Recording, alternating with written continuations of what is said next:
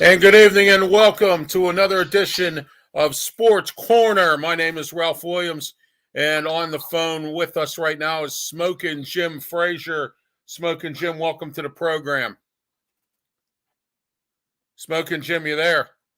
Yes, sir. Welcome. Thanks, Ralph. You're welcome. Welcome to the program. Thanks for being here tonight, as always. And tonight we have a very special post-draft show tonight. But first, we're going to talk about our sponsor, one of our sponsors, Hillcrest Farm in Richmond, Ohio. Get out to Hillcrest Farm today. They're a 45-minute drive from Pittsburgh. Get out there to Richmond, Ohio, right up the hill from Steubenville. And I got to tell you, you need to get to Hillcrest Farm today for farm fresh beef. Look, $95 for ground beef, 20 pounds. You can't beat that price, 20 pounds of ground beef for $95. So head out to Hillcrest Farms today. You can reach them at 740-346-5442 and 740-632-2894. Email them at hillcrestfarmsohio@gmail.com and on their website at www.hillcrestfarmsohio.com. And also, they can be reached on Facebook at Hillcrest Farm. All right, our special guest tonight, Smokin Jim. We have a really good couple guys here. We have Joe Kuglis and Ray Fittipaldo. Joe and Ray, welcome to the program. It's great to have you guys on board for post-draft talk. Thank you very much for having us. All right. Good to be here, guys. All right, Ray. I know, Ray, you were directly at the Steeler office, and I know that Joe, I was at your launch party on Thursday night for the first round of the draft, and Smokin Jim was also involved. We all were. I was watching it on TV here in the comfort of my own home, but that's always great to see. Otherwise, other than the first round, I saw down at the Stage AE. Also, I wanted to bring up that we're in the DJ Fun Studios. Call DJ Fun today, 412-545-4317 for weddings, parties, and special events. Joe, I want you to tell the audience about our new sponsor, Draft 412. Why don't you tell them about Draft 412, Joe? Yeah, sure. So Draft 412 is my company. We just launched, as you mentioned, last Thursday in relation to the NFL's first round. And Draft 412 is an e-magazine that is hyper-focused on 3 lanes of the draft that we cover for the Steelers, the Pirates, and the Penguins. And they can find us at draft412.com and sign up there for our newsletter and premium subscriptions. All right. Thank you, Joe, for that. 412 Draft is one of the new sponsors of our show here and all the shows that are produced by RW Media. All right, guys, let's get started here. We're going to start off with you, Joe. What were your thoughts on the Steeler draft? Well, it's hard to not give it an A. Okay. I think that they did exactly what they needed to do. I think everyone believed going into this that they were going to address 2 big uglies in a corner in the first 3 picks, and they did exactly that. They came out with 2 big uglies and a corner in the first 3 picks. I think the trade up with the Jets was well orchestrated. It was something that I don't necessarily know that they wanted to do, but they had to do to get that 4th pedigree tackle off the board, the last one. And frankly, as things play out, we might have gotten the best of the 4 there. We'll wait and see how that plays out in the next few years. And they didn't give up a lot to do that. They only had to move up 3 picks, and that 4th round they ceded over to the Patriots. They were able to get back later when they traded back in the 3rd round. But sliding up a few and then sliding back almost 13, I think it was the number in round 3, still yielded them one heck of a crop of athletes. And using that second round, that first pick in the second round on Joey Porter Jr., I think look, it's hard to not like that as a Steeler fan, and having another Joey Porter play at Acrisure / Heinz Field. I think everybody was kind of cheering for that in the back of their mind. Ralph, you were at the event at Stage AE, and you could feel the electricity. Oh, absolutely! When they heard that it was great. We were trading up. I think most of the people in the room wanted Christian Gonzalez. Yes, but the right pick to make was Broderick Jones. And Christian Gonzalez can go on to a Hall of Fame career. I mean, the guy reminds me of Stephon Gilmore in so many ways.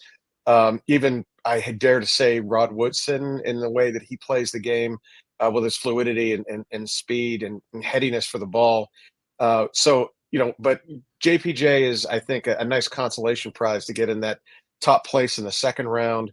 And then picking up Keanu Benton, who many scouts had listed as their second best defensive tackle on the board at later in round 2 with our initial, this real Steelers pick. I think really solidifies some depth along that defensive line, and he'll get some spot duty early on, and maybe down the road, become a starter. I think he reminds me a lot of a young Stephon Tuitt. Steeler fans will remember that of contemporary Yeah. play, and and I think that you throw into that mix that third round pick of Darnell Washington, which I don't think anybody thought was going to be on the board at that point, and just from a value perspective, and to see him standing on the left wing of Broderick Jones and some of those formations, he even says it himself. He's like, "Hey, I'm an extra, Yeah. offensive tackle but the guy Yeah. is going to be such a mismatch. You get a 5'10" corner or a 6'1" linebacker. That guy is going to be difficult to cover for, and I think that allows them to bounce Freiermuth out into various formations, line up off of the line. He's not as good as a blocker, and I think Washington's going to help them. And I think both Kenny Pickett and Najee Harris, after rounds 1 and 3, were smiling wide the rest of the night. Yeah, it was a really good draft. Ray Fittipaldo, what's your thoughts on the draft from the Steelers? Yeah, listen, guys, I thought it was really good. What they really did was they picked for value. Okay. And, we all know that this was a deep corner class. You had to Right. go up and get that tackle, and then you take advantage of that depth in the second round. And fortunately enough for them, Joey Porter Jr. was still there. So, with 2 picks in the top 32, we said all along they were going to get, basically 2 first-round picks. Well, you get Joey Porter Jr., draft analysts had him anywhere from 15 to 25 at the lowest. Yeah. So Yes, you exactly. got a lot of great value there. The Benton pick is interesting. You use pick 49 on a nose tackle. That guy better be able to go out and bump out and play in sub and give you some pass rush production. He didn't do that at Wisconsin, but they are confident he can do that. So yeah, I'm with you guys. A-. I just want to see Benton progress. And we saw what happened with Javon Hargrave. Javon Hargrave came in the same thing. He was a nose. He's made himself a lot of money because he's proven that he could be a pass rusher. Now Keanu Benton's he's got to do the same thing. Smokin, Jim, what was your thoughts on the draft? I know the Steelers didn't take Jordan Addison in the first round like you wanted them to, but what were your thoughts? Well, I tell you what, man. Ray and Joe really broke it down so well. I think in the 7th round they got a steal with Trice, man. Oh yes, a cornerback, 215 pounds, he can really run, man. And to get Darnell Washington, where they got him, man, was a huge steal, man. The guy reminds me a little bit of Eric Green. He runs like Kellen Winslow Sr., man. He got that kind of stride. I think it's going to boil down to how well Broderick Jones can come in. He's raw. Yeah, right. 1 year Right. starter. You know what I mean? I've never seen a tackle pull as well and block in space. In my scouting report, I had him as a guard. I think that as a tackle, he gets beat on the inside a lot, which can get your quarterback killed. I don't see him starting his first year. If their goal was to bring him in and move up in the draft, for him to start his first year, I don't see him being a starter. I think there's too many stunts that the NFL teams will do that will confuse him. So he's going to probably sit the bench his first year, maybe be in the short yardage situation with 2 tight end, a goal line like Zach Banner did.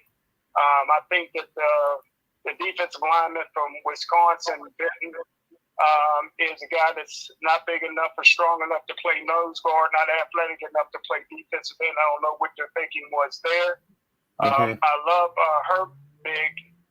He's a great player, but they already got 2 all-pro outside linebackers, so I don't know where he's going to play. They need a middle linebacker, not another outside linebacker. So I'm not as high on the Pittsburgh Steelers draft as everybody else is in the country. Well, I'm going to say this. I was at the draft party that Joe invited me to, and I want to thank you once again, Joe, for having me there, because I got some really good selfies with Merrill Hodge and also with man, wow. Sometimes I get tongue twisted, but Merrill Hodge. I got one with Craig Wolfley, and I got one with Ryan Shazier, and it was great for me to be there.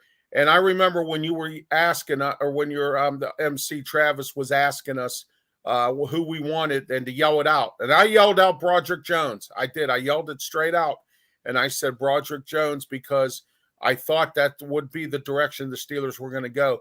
And I said this on my TV show a few weeks back that I thought that that somebody was going to drop.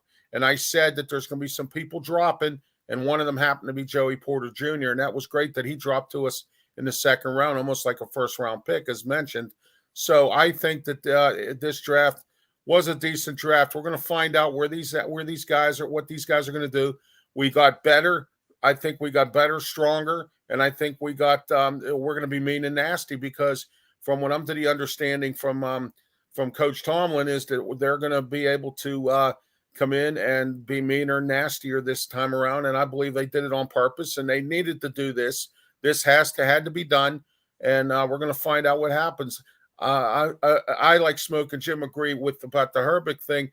I'm not sold on him kind of because of his weight, and I don't know exactly what the lowdown is on him. They had him rated number 6 in some publications, so we're going to find out where he goes.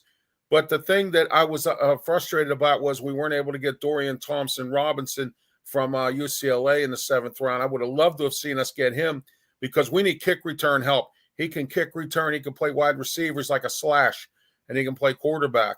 Anyway, and there were a bunch of guys. The guy from Princeton, that wide receiver, I thought we could have got him in the late rounds. We didn't even get him, and I was kind of frustrated with that one. Because he was the fastest wide receiver in the draft. So, I figured we could use some speed. But I think what we did have, I'm going to give them probably a B or a B plus on this draft. And like Smokin' Jim said, we're going to find out where Benton goes or how he progresses. I like the draft, or I like the free agent signings as well. Ray Fittipaldo, what's your thoughts on all this and the job that Omar Khan has done?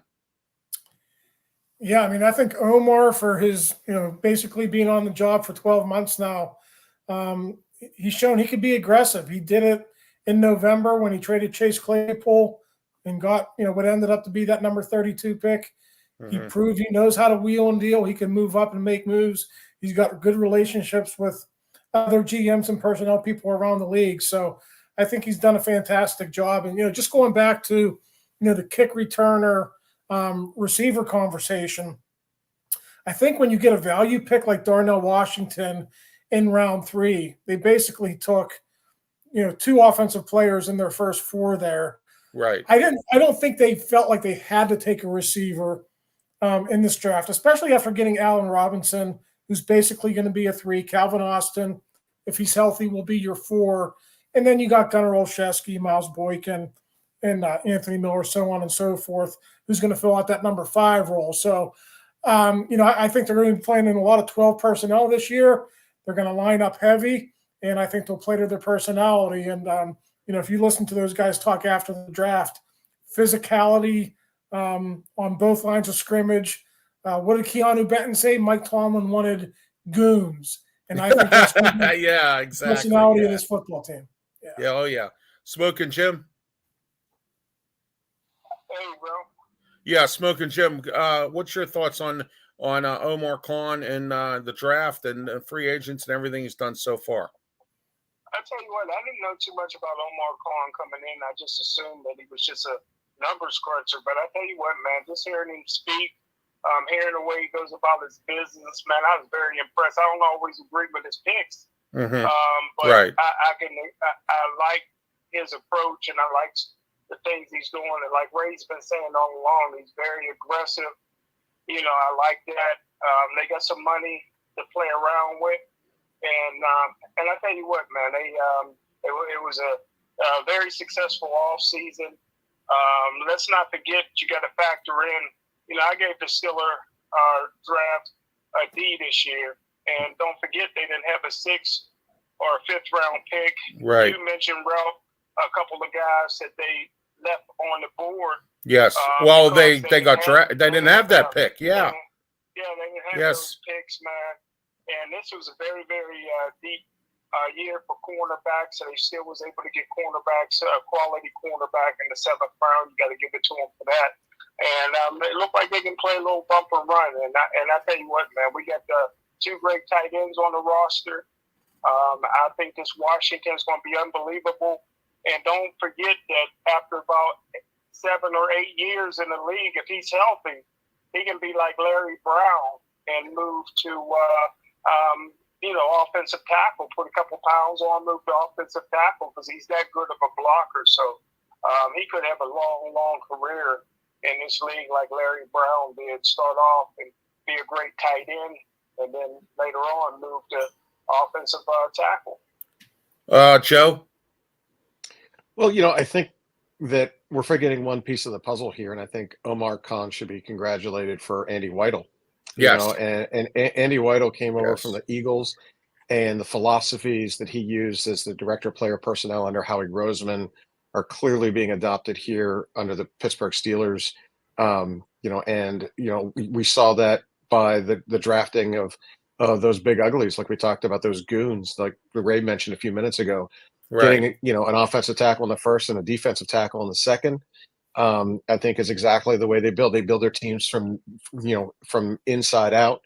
I also agree with Ray. I don't think we were in a position where we really needed a receiver. I think that just knowing the veterans we have on the bench, the trade for Robinson, the return of Calvin Austin, you mentioned before, a couple of receivers we missed on. And I know they had a few in for pre-draft visits too, including Charlie Jones, which went 1 pick in front of us, to the Cincinnati Bengals. And I think the Steelers were interested in him. I think that there were a few other guys like the MSU kid, went in round 2 Right. a little earlier than I think anybody anticipated. But he had a good combine and a lot of good interviews. So, I think that someone was willing to take the dice on that. But from the perspective of how I think Khan is doing, it's exemplary. I even to reach back to what you were saying a few minutes ago, Ralph. I think the guys had an incredible offseason in terms of some of the signings of the free agents and Right. also the release of some free agents. Like we cleaned Yes. house at inside linebacker, brought in 2 new guys. And I don't know where they're going to put Herbig. Herbig is a classic tweener. He's too small in some places and too big in others. But he's a baller. He's the kind of guy you want on your team playing, and they'll find a way to use him. Like, and again, what do you expect from a 4th round pick in year 1? We'll find out. I don't think he's going to come in and replace anybody, but he will give reps. On the Right. edge. Yes. They can drop him to be an off the ball linebacker. They're going to try, from what I understand, to put him in inside. And if I have any regret in this draft, it was I think that the Steelers had been targeting Trenton Simpson, thinking they might get him in round 3, and with that trade down, coming down 13 spots, of course, the Baltimore Ravens jump up, and grab him prior to. And at the time, I looked at it and saying, that's an embarrassment of riches. I mean, those guys have Patrick Queen, they have Roquan Smith, they have Bowser. What are they drafting him for? And then the very next, few days after, we find out that they don't tender the 5th-year option for Queen. So it looks like they're moving on from him, and Simpson might have been part of their track all along. But I think Khan has done an incredible job as a first-year guy. I think Weidel is there helping him out, and I think the Steelers are heading in the right direction. Absolutely. I believe that to be the case too. Okay, we're getting off the draft a little bit. I like to have fun with top 10s. I do them on all my shows. Guys, we're going to go into a top 10. The top 10 best Steeler linebackers. Now, Smokin' Jim, you're not going to like this because you're not going to believe this, but TJ Watt's not even in the top 10 on this one, but he is an honorable mention. So I just want to let you know that going in. All right. Number 10, Kevin Green. What you guys think about Kevin Green? We'll start off with you. Number 10. What do you think of that, Ray? Good pick. Only 3 seasons with the Steelers, but in those 3 seasons, he was a big part of what they did there. My memory serves correct. 94, 95, 96, 2 of those teams went to the title game. So he certainly made an impact when he was here. Joe? It's hard to do that in a vacuum. I'd like to see the other 9 on top of it. And then how are you defining linebacker? Like some of these guys, if you're calling an edge a linebacker, and sure, Green did drop off the ball and play in some of their zone recoverage. So yeah, I think I'll wait to see what the rest look like, but Kevin Green's going to make that. Anybody that's in the Hall of Fame is going to make the list. Has to be in the top 10, right? Smoking Jim. Man, it's a shame, man. One of the greatest ever seen. The guy did it from the left side, not the right side, which is twice as hard to do.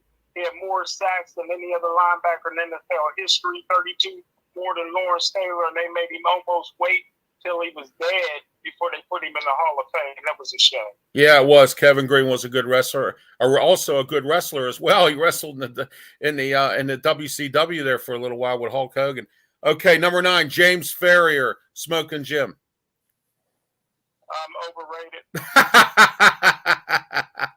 All right, Joe. I love James Ferrier, but I wouldn't put him in the top 10. I mean, I can name 4 other inside linebackers off the top of my head that I would put in front of him, but he was more than serviceable and in many respects very necessary to be part of some of those winning seasons. All right, Ray. Yeah, I mean, when you look at the construction of those Super Bowl teams, 40 and 43, he was very important in that. But in the big picture, one of the top 10 Steelers linebackers of all time. Let's wait to see the rest of the list. I think it'd be fringe for me, but totally a guy who was absolutely necessary to build those 2 Super Bowl winners. Number 8, Levon Kirkland. Go ahead, Smoking Jim. Oh, man, a beast. I tell you what, man, a guy that could run and cover, and you could blitz. He was great for Clemson, helped put Clemson on the map with the Perry brothers, man. Just very underrated player, man, that had Hall of Fame credentials. Ray? Best player in Super Bowl 30. He was all over the field in that Cowboys game. I think if the Steelers win the championship during his career, he's thought of more highly, but I think deserves to be on this list. Joe? Yeah, he was one of the 4 inside linebackers I was going to mention that I would put in front of Ferrier. So, yeah, he's on my list. I might start him at 10. And move Kevin Green up a little bit. And I'm really disappointed to hear that Watt's not on there. If you have a defensive player, I know it was tough. NFL sack record. How do you not have him on the list? It was just tough because I thought of Smoking Jim because Smoking Jim thinks T.J. Watt's the greatest linebacker in Steeler history, and that could be true, and it probably is going to be true. All right, number 7, Joey Porter. Let's start off with you, Joe. Love it. He was not only an important part of a lot of those, winning seasons, and just you want to talk about the heart and soul of a team. I mean, that guy bled black and gold. Respect him. Yeah, I mean, and he, as stupid as it sounds, he defines Renegade for me. Right? Like when I hear that song, I think about him, and you can't go back as far as Jack Ham, Jack Wagner. Those guys were not around during the Renegade stuff. But if you're a fan of the Steelers and you go to the games, you understand how important Renegade is to at least the fan base and getting people fired up, even if it's not even all that important. It's really good. And Joey Porter was that guy for me, so I would definitely have him on this list.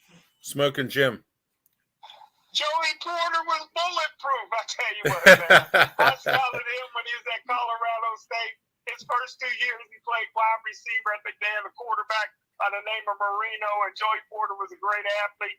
They moved him to defensive end, and I tell you what, he tore it up with future Steeler Clark, I believe the other guy's name was. But Joey Porter, 99 sacks. He's probably 1 sack away from getting into the Hall of Fame. But, man, it was fun watching Joey. He loved the game. Right. Yeah, really good football player, and I think more importantly, the emotional heartbeat of that Super Bowl 40 team. We've all seen, the locker room after, I think was it the Colts game? Yeah. Before they go to Denver. Yeah, I mean. Yeah. The one that Roethlisberger had to make that saving tackle. Yeah. So, I mean. They shot me in Denver. Yeah. They shot. What a great quote. Somebody had a shirt on that said they shot me in Denver when Joey Porter Jr. was drafted. So, great player produced and great leader on top of it. I don't know about this one here at number 6, Jason Gilden. Does anybody think Jason Gilden was ahead of all of these other guys that we were just talking about? We'll start off with you, Ray. Jason Gilden was a really good player. I probably view him in the same light as I do Levon Kirkland. I think if the Steelers would have won more, I think he'd get more accolades. I don't put him on the same level as Kirkland, but really good player. But, if you're asking me to pick between T.J. Watt and Jason Gilda, I'm picking T.J. Watt every time. Right. Smokin' Jim. Well, I know North Catholic don't think he can coach, but I tell you what, man, I scouted Jason Gilton at Oklahoma State, and he put up records in the sack department. He was another guy that played on the left side, man, which is hard to get sacks. Jason Gilton was a sacking machine, man, good all-around football player, but I think he's a little high on this top 10 Yeah, list. so do I. I mean, I watched the game against the Bengals when he had 20 sacks or something, or 10 sacks. I mean, he was just every minute was every possession that the Bengals had the ball, he was sacking. And I'm like, whoa, here we go, Joe. Yeah, I agree. I think he's a fringe guy for me. He's worthy of a conversation. If there's an honorable mention, I would move Watt into his spot or higher and move Gilden out of the top 10 here. All right, we will not deny this one. Number 5, Andy Russell, one of the greatest linebackers around, I think, for the Steelers. Played in the 70 Super Bowls. Smokin' Jim. Well, I tell you what, man, this guy was team captain, I think, 10 straight years. In the prime of his career, I think he had to go fight in the war for 2 years. It's the only thing the Steelers had prior to 1969. It's a shame that Clay Matthews Sr. and Andy Russell are not in the Hall of Fame. What more you got to do? Oh, my gosh. Wow. That's a crime, man. I tell you, that really is. That's a big crime. Okay, Ray. Yeah, I think when you talk about snubs for Steelers in the Hall of Fame, I think Andy Russell is always at the top of the list. L.C. Greenwood as well for a long time. Donnie Shell was on that list. So, hey, hopefully as they get these seniors committees voting every year, and hopefully it comes soon because all these guys are getting older. LC has passed, of course, but hopefully Andy gets that Russell before he passes. Joe. Yeah, Andy Russell needs to be on this list. I don't know if I'd have him at 5, but he's definitely in the top 10, not just from leadership qualities, but also his play on the field. And I agree with both Jim and Ray. This is a guy that should be in the Hall of Fame alongside 1A in that conversation with LC. I think those are the two that are staring me at the face, wondering how people don't see that. But I know there's some Steeler fatigue when you get there because of the dominance of many of their teams over the last 30 or 40 years, and I get that. But what's fair is fair, and I think that Andy should be in, and he definitely deserves to be on this list. Number 4, Greg Lloyd. All right, let's get started with you, Joe. Love him. Another guy that's the heart and soul of the team. I think he was part of that transitionary 3-4 defense when people weren't sure, and it became sort of sexy and in vogue. And he and Kevin Green just made the Steelers Blitzburg, right? And I think that he just, again, one of these guys like Joey Porter and a couple of other names I'm expecting to be on this list in a few minutes, which I won't blurt out right now, are guys that really kind of, define that position and define sort of the gritty blue collar and toughness that's required to be there. And in his case, he led by example, not necessarily by words like Jay Peasy did, but I think that, he's somebody that definitely deserves to be on the list. Smokin' Jim. I tell you, Fort Valley State, I don't even know how small that school is, man.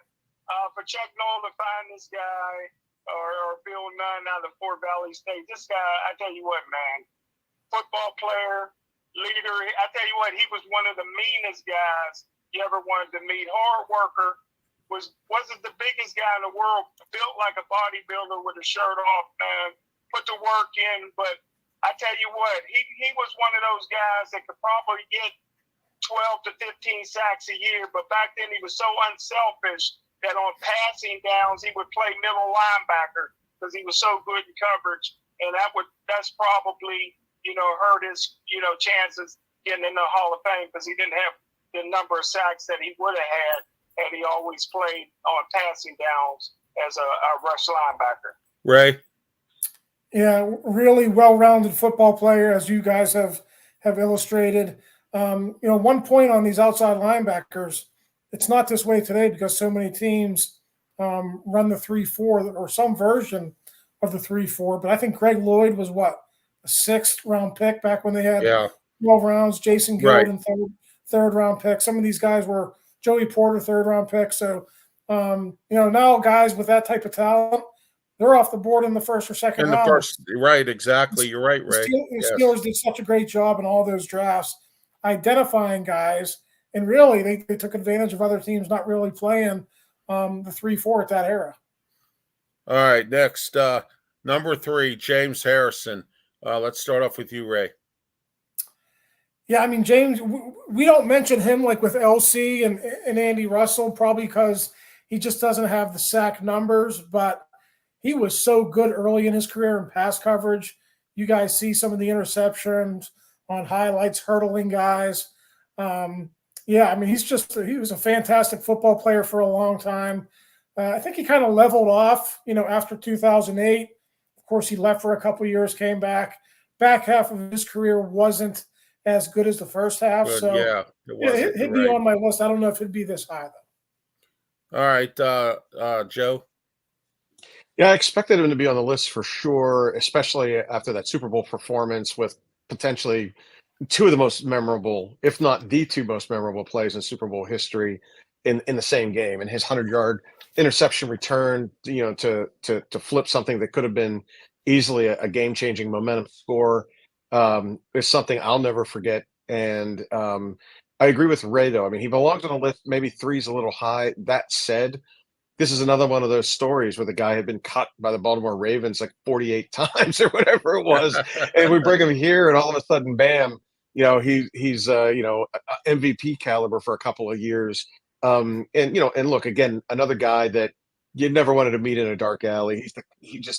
I would hate to have had to be across from him. He just looks the part, mean. Some of his hits, the Colt McCoy hit, the hit against, what was the Cleveland receiver? He just knocked his head off. Rule changes were engaged because of this guy. Because of him, yes. So that's right. That's right. Yeah. I love it that he's on the list. I love the fact he's got that Steeler kind of feel to him when you mention him. He's another guy that defines those moments in Renegade when you think about that. Smokin' Jim. I think he got kicked out of every high school in Akron. He ended up with a great college career. I think he sacked Big Ben 5 times in one game. Yeah, he did. But who could go 3 years with no income? I think James Harrison got cut for 3 straight seasons, but kept working. One of the hardest working guys in the weight room you ever want to see, man. And hard work and dedication. Whenever he got his opportunity, he made the most of it, man. And I tell you what, he's as close to a Hall of Famer as you can get, man. Great player. Jack Ham, number 2. Smokin' Jim. The Hammer! I tell you what, man. Until he hurt his Achilles, I've never seen him miss a tackle, man. Jack Ham was the most complete, perfect linebacker I've ever seen in my life. Never made a mistake, never missed a tackle, was great in pass coverage, had a ton of interceptions, man. Him and Lawrence Taylor got to be 1 and 2 as far as outside linebackers in NFL history. Ray? Yeah, I mean, he and Lawrence Taylor are 1-2, and they're such different players. I mean, Jack Ham was awesome in run support. I mean, what did he have, 33 interceptions? Yes. I know he played the same position as Lawrence Taylor, but really they're 2 different positions. But yeah, I'm with you. I know who's number 1 on this list, but Jack Ham could easily be 1 as well. Joe? Yeah, Ray just stole my thunder.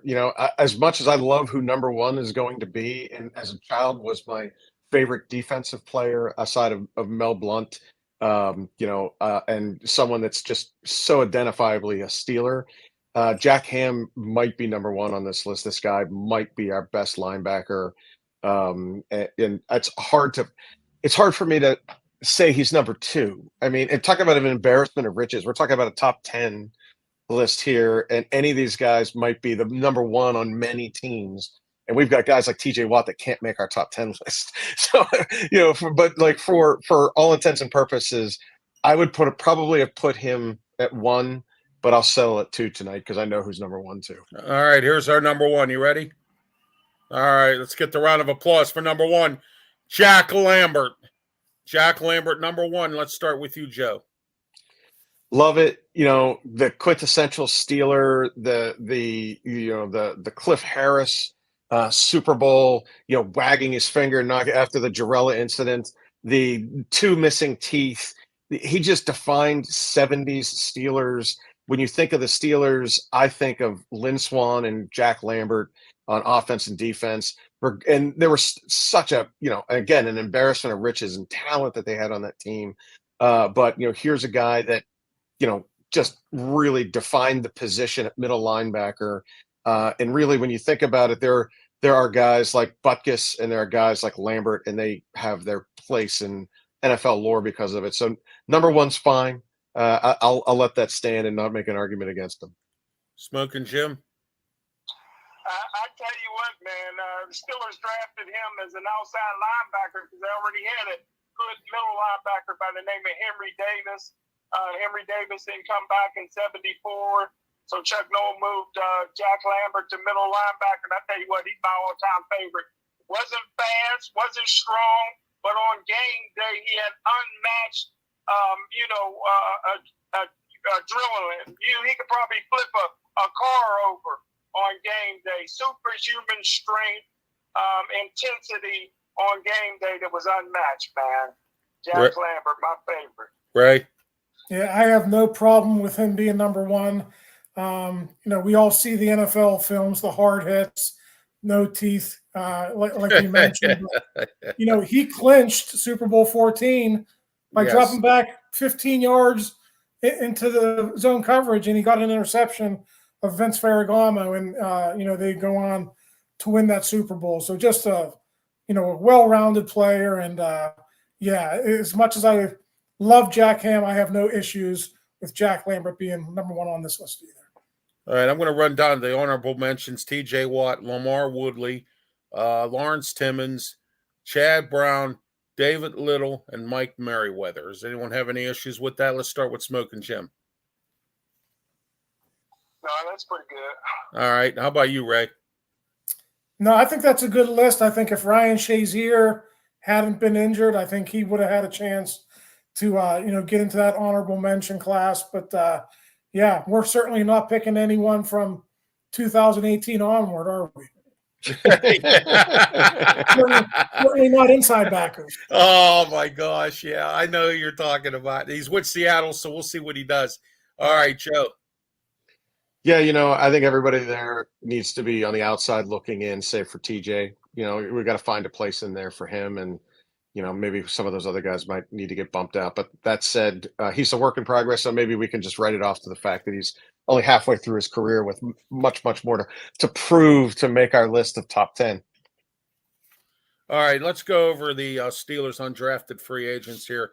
Jordan Byrd, story has it from the reports I read, this guy's supposed to be a really good kick return specialist. What's the deal here with Jordan Byrd? Let's go down the list here a little bit. Travis Downing, center from Iowa State. I haven't heard anything bad. Some of the reports are saying that some of these undrafted free agents are going to be pretty decent here. Tanner Morgan, the quarterback from Minnesota, they're saying he could be our third string quarterback. But we have a rookie minicamp invitee, Hunter Johnson, and they're talking about him as well. So we'll see where that goes. Defensive end, James Namwam or something like that from Merrimack College. Linebacker David Perellis from Fresno State. Fullback Monty Petterbaum from Iowa. Any running back or any player from Iowa, to me, is a great player because Kurt Ferentz runs a tight ship there, and his players are always decent. Kicker B.T. Pepper from Clemson. Rookie invitee Tyler Wiltz from Pitt, which was a good thing to see. I watched Wiltz play this season. He had a pretty decent season. Dwayne Minter, wide receiver from Duquesne. How do you like that one from Duquesne? So that's just some of the rookie invitees as well. Also, we have Tua Tava, running back from Nevada. Dwayne, I already mentioned Dwayne. Tyler Tate, defensive line defensive end from Millersville. And then Adam Korsak from Rutgers. I know undrafted free agents don't get talked about much, but we're going to do it here. I was listening to a fellow media person yesterday, and he cut a caller off because he wanted to talk about the undrafted free agents, and he said, I don't talk about them on this program. So there we are there. All right, let's start off with Joe. Well, to be fair, many of these guys are hoping to make practice squad, right? I mean, a lot of these guys are invitees for bodies. They'll earn a couple of paychecks during that time. I think of that list, the one that's most intriguing to me is Tanner Morgan. And I don't know if there's going to be room for him on anything except for practice squad. We have, I mean, to be honest, again, I don't know why we have to have $8 million of a salary cap sitting on the bench behind Kenny. And if Kenny goes down, we're not going to the playoffs anyway. Like, why he's still on this team, I don't understand that. Whether it's by trade or by cut, that's $8 million that could be deployed elsewhere if you're trying to win. And I think in a scenario like that, or a scenario with injuries, but they need a fourth arm for camp. I'm not sure anybody on there will make this team. Maybe somebody does on special teams or practice squad. And I don't want to say I'm disinterested in it, because there's a lot of times you grab those guys and you're shocked by them. But I think it's too early to really tell on any of these guys. And so we'll have to see them in camp and see how they perform in some of the preseason games. And if there's value in one or two of them, then I think that's the best we could hope for. Well, I'll tell you an undrafted free agent, Ramon Foster. But let me tell you a quick story about Ramon Foster. He rubbed me the wrong way, and let me tell you how. I used to ring the bell for the Salvation Army down at the Southside Giant Eagle a few years back. And I saw Ramon Foster. He tried to hide. I saw his Tennessee truck pull up with his big Tennessee T on his, on the back of his truck. And I said, wow, I think that kind of looks like Ramon Foster. So he was pulling up in his truck. He gets out. He puts his hood on. He doesn't even want anyone to even look at him or see him. He come by me. I said, how are you? How are you, Ramon? How's everything? Didn't say a word to me. And then on the way out, I asked again how he was doing. Didn't say a word to me. Didn't even put nothing in the Salvation Army kettle. So, that right there kind of rubbed me the wrong way. But that's my story of Ramon Foster. But he was an undrafted free agent, played for us. So, there you are there. All right, Ray, what do you think? Yeah, listen, one or two of these guys will make it. I mean, Jalen Warren was an undrafted free agent last year. Look, yes. I mean, he did really, really well. But, you ran down 12 or 15 names. Yes. Probably one will make the 53, 2, 3, 4. Practice squad, maybe.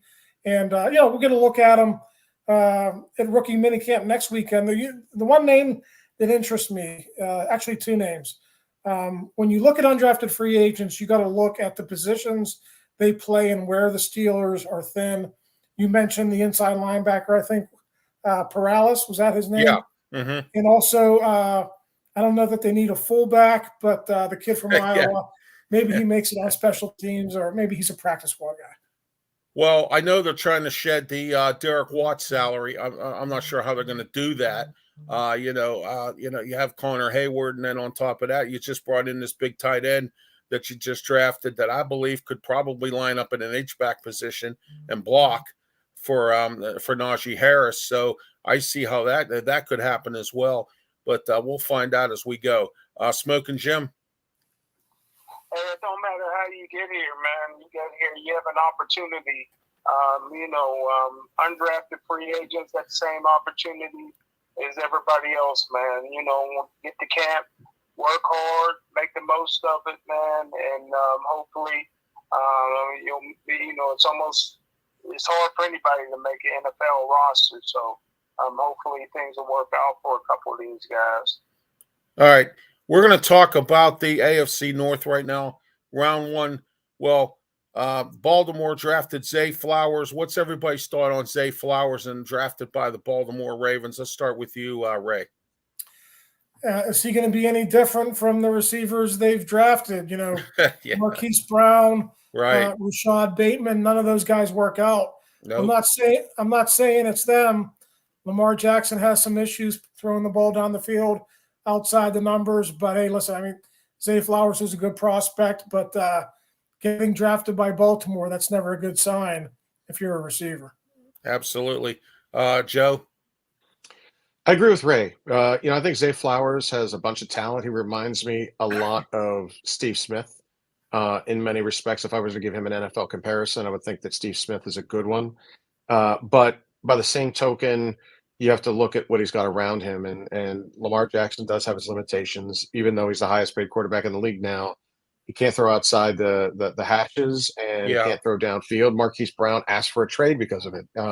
Rashad Bateman has been vocal about it, and he was a number one a couple of years ago. Mark Andrews will be safe in his job because that's where Lamar likes to throw, and He the always throws to defenses. Mark Andrews. Yes, you're Yeah, right. I mean Yeah. that's the best throw he's got in his repertoire.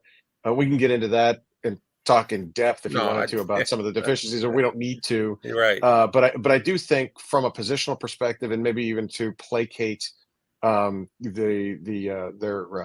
estranged quarterback, even on draft day, it was good news to hear that he was signing. But I'm guessing they promised something like that, and adding Odell Beckham Jr. to the mix, I think will at least give them the talent. And if he can't perform with that kind of talent around him, then we know that he's kind of leveled out. I mean, we'll see.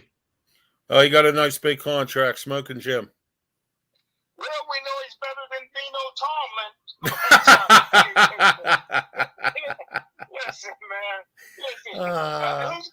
Who's going to give him the ball? You got a $260 million quarterback in Baltimore that can't throw. That can't throw. Yeah. I think we all agree that Lamar Jackson has no arm, and that's the simple fact right there. And they overpaid for him. And you know what? Good. I'm glad Baltimore overpaid for him because the Steelers are going to tear him apart this year. If they can stop him from running, that's the greatest thing that'll happen this year. All right, Cincinnati. Their first round pick was Miles Murphy, edge rusher out of Clemson. Start with you, Smoking Jim. I tell you what, man, as long as they got Joe Burrow's brother, Cincinnati Bengals ain't even looking over their shoulder, man. Their focus is the Kansas City Chiefs, and that's it, man. It's between Kansas City and Cincinnati, man. Cincinnati rolling high, man. They had a decent draft. They already got a great team, man. So the draft is just icing on the cake, brother. Ray? Yeah, I think Miles Murphy is a good prospect. I wasn't really high on him for the Steelers because he's kind of a tweener. Was he an edge or was he a 5 technique? So I wasn't really hung up on watching him a whole heck of a lot. But he's a good prospect, and maybe he'll fit that Bengals defense maybe better than some of the other ones, including the Steelers. Cleveland Browns didn't have a first-round pick because they traded it for Deshaun Watson, as we all know. So they picked in the third round, and they took Cedric Tillman, wide receiver. I'm trying to remember. Oh, Tennessee. Yeah. So we'll start off with you, Joe. What's your thoughts on him? Real value pick. Up until his injury, he was ahead of Jalen Hyatt in many respects. The year before, people thought he was a sure first-round guy. Slid because of his injury and the performance of Jalen Hyatt. I think the guy's got a world of talent, and you can tell that Cleveland's doing their best to kind of build that talent around Deshaun Watson. They went out and got Elijah Moore. They still have Cooper, and they've done a good job of bringing in guys, and now there won't be any excuses in Cleveland. In the third round, I think that's a pretty damn good value pick. Yeah, we'll see about that. Kevin Stefanski and his team. Seems like Cleveland's always doing themselves a bad hand, so we'll see where that goes this year. All right, let's talk about Pitt players in the NFL draft. Elijah Cansey went in the first round, and I have some friends down in Tampa. I'm on a show every Wednesday night called The Sports Web with Peter Blake. He's still trying to pronounce his name. So, Elijah Cansey went first round to Tampa. Carter Warren went in the fourth round to the New York Jets. And then right after that, Izzy went in the fifth round. And then also to the Tampa Bay Bucks in the fifth round. Savassier Dennis. And then Eric Hallett went to the Jacksonville Jaguars. And Brandon Hill went to Houston. And there were some other guys that went around the different parts here as undrafted free agents. Gabe Hoy went to the Bears. What's your thoughts on these Pitt players? Devlin Alexander went to the Jets as well. It seems like the Jets like Pitt players this year for what they've done. How's everyone on this? Let's start with you, Ray. Yeah, I think after Kancey tested the way he did, obviously he had great tape, but when you back that up with the numbers that he posted at the combine, everyone knew he was going to be in the first round. He fits some teams, like the Bucs, they'll make it work. He doesn't really fit like a 3-4 for the Steelers. So right, he Todd really Bowles will make that work down there. I mean, he's a good defensive coach. 100%. Hey, just one more comment on the Pitt players. I thought Abanikanda might go a little bit earlier, but so I thought he'd go third or fourth round, Ray. I had him there. Yeah, but he's in a good situation with the Jets. They got a quarterback who will get him the ball, hand it off to him, so he's in a pretty good spot, I think. Smokin' Jim. Yeah, I was surprised, man. Kid went that high in the first round from Pitt, man. I was happy for him. He definitely can play, but being that he was short a little bit, I thought teams may pass on him. Tampa Bay did a great job, and I think Izzy's going to be a steal for somebody. That guy can flat out run, man. He got great size, and I think somebody got a steal with Izzy. Yeah, the Jets got him, Smokin' Jim. So, and the Jets also drafted Warren, the offensive lineman there. They also got him too. So Izzy's going back home because he's from New York. Yeah, exactly. They said he was from Long Island or something like that. So Carter Warren, he's the one that got drafted before Izzy, and but the Jets seem to have a lot of faith in what Jarrett Wayne went to the Texans, and Baldonado went to the Giants.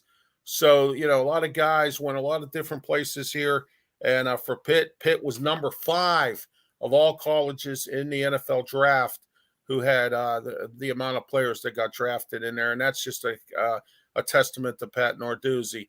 So, Joe, you're up.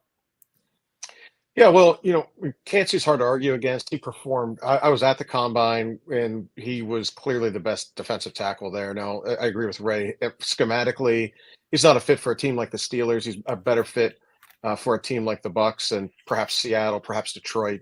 But Detroit and Seattle had passed on him for obvious reasons, going in different directions, and he fell to the Bucs, and I think that's a really nice play. Him next to Vita Vea as a speed rusher. I think he'll be a guy on third down that I would be worried about just based on his. Look, he's never going to be the run-stopping guy that someone needs, but I think on third down scenarios, he could put a lot of pressure up the middle on quarterbacks, and I think he'll have a really nice NFL career if he stays healthy. Yeah, you mentioned Carter Warren and Izzy Abanikanda. I think Warren would have gone higher in the draft if he hadn't been injured. But look, I think the Jets got a bit of a steal with him, that late in the draft, and we'll see. He also goes home. He's from Jersey, and so he's at least close to home, not as close as Izzy, I would say. But and Izzy too. I mean, with Breece Hall coming off of that injury and Michael Carter underperforming the last couple of years, and with a quarterback that respects backs that can catch out of the backfield and his speed, I think his pro day, that guy jumped out of the gym. 41-inch verticals, and just really was impressive. And I will say, I saw Brandon Hill at the combine. He was running a like 4.45, 4.2. I mean, outside of being 5'11", 5'10", being a little short to play safety, he's got all the instincts in the world to make a club. Special teams kind of guy, definitely, depth piece. I like Eric Hallett as a player as well. I think he was critical to the success of the Panthers over the last 3 years on their defensive side of the ball. And really happy for him landing in Jacksonville, where they need a lot of defensive back help. He may actually end up seeing the field at some point. Now, again, he's a late round guy. We'll see what happens. He'll probably start out on special teams, and some of those other UDFAs that you were talking about. They're a lottery pick. I'm not sure Wayne has the speed to play in the NFL.